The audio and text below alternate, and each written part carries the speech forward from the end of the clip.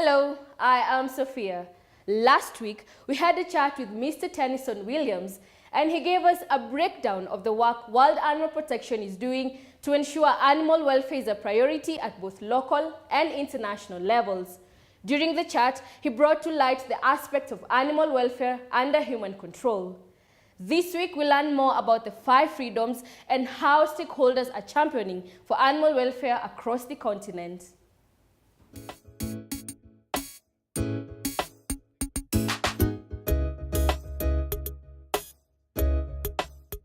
World Animal Protection is one of the largest animal welfare groups in the world. We employ around 400 people in 15 offices in different countries.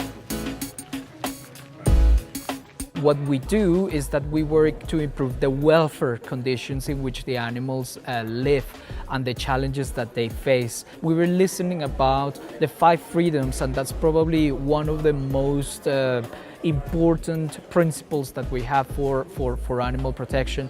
That includes protecting animals from fear and distress, and also physical things like getting them free from injuries, having appropriate food, appropriate water, appropriate shelter. So more than rights, what we're looking for is to make sure that the animals that we relate to, that we are using for food, that we are that we find in our oceans, that we find in the wild, they have this, at the very least, these liberties, and at the very least, this catalog of freedoms enshrined into them, into protection.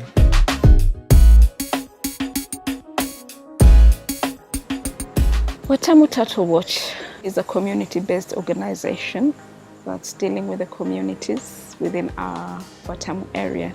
The Watamu community is a fishing community, and we felt coming into the community would help our own community because we found that they target turtles for one reason or the other, and we chose turtles as our flagship program because they are endangered. Humans are the biggest threat. I say humans because we are involved with so much that is involving our marine ecosystem. Living in a fishing community, plastic, pollution, fishing nets, coastal development, poaching, those are some of the main threats that we're encountering on a day-to-day basis.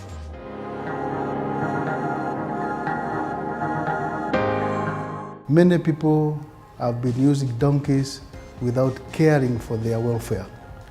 There are many welfare challenges that the donkeys that work go through, and just to mention a few, donkeys sometimes are overloaded. Some sick donkeys are sometimes worked while they are sick. Many working donkeys have got wounds on their skins. Some of these working donkeys are not well fed. Some of them are not even housed. So there are a lot of welfare issues with donkeys that KENDAT found those days of 2001, and they started addressing them in different parts of this country. The starting of SLOW was just with a link of animals. I didn't know even that there was an organization that protect animals. So I took a pen, write the first sentence, for those who have special hearts for animals, please sign in. I printed that, I gave so many people signed up. After so many people signing up, then I said I can form the Animal Welfare Society.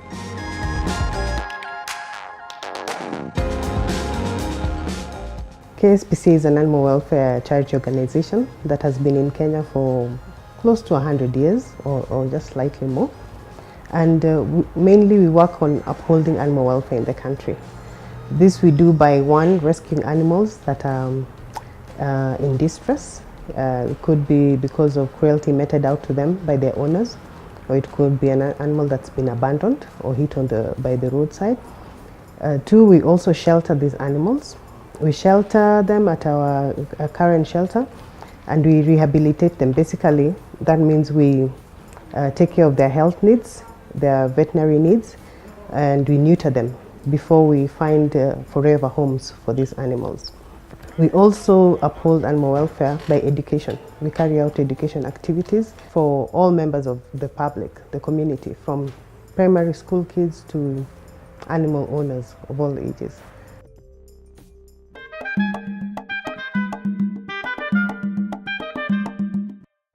Food, clean water, proper shelter, and good Medicare are some of the key pointers these organizations are focusing on. Here is how they plan to achieve that.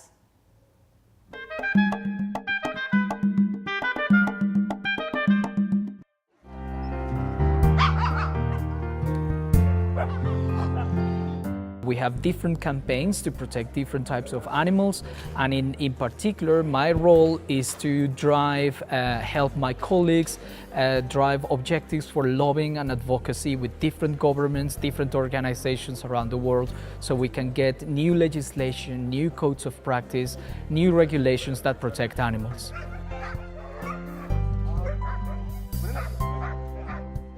I think the organization has really been instrumental in instituting some changes or improvements in animal welfare. Changes also on policies and laws that are touching on animal welfare. One, we have a method that was being used by the government to control dog population, and that is strychnine. Strychnine is a very strong poison, and when it's used to kill the animals, it actually leads to a slow and painful death. And KSPCA fought against that for so long, and now the government doesn't use that. The other thing that we do is we try to look at what legal provisions are there to address animal welfare issues, particularly touching on the donkeys. And the law was, since we started working with the donkey owners and with donkeys, the law was very weak in terms of addressing the welfare of donkeys. But we have tried to bring this on board, to look at where the weaknesses on the law are, and to sensitize the lawmakers and other people who are concerned with policy and legislative processes to put in place laws that actually are able to address welfare issues, not only of the donkey but also of the other animals. People have to know that what they're doing has a repercussion by the end of the day. So does pollution have a meaning in their life? Does it make their lives any better? So they need to learn that they need to stop to pollute in order for them to have a better life, because once they pollute their own environment, it is the marine life that's getting killed.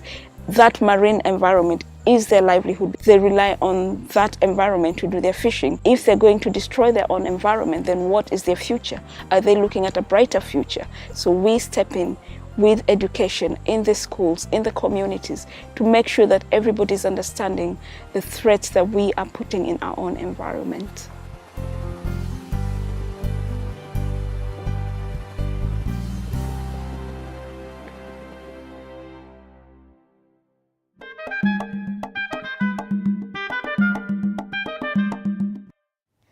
We're excited to see how office talks translate to work on the ground. We pack our bags for a safari next week. Till then, I am Sophia Salim, and this is Animore.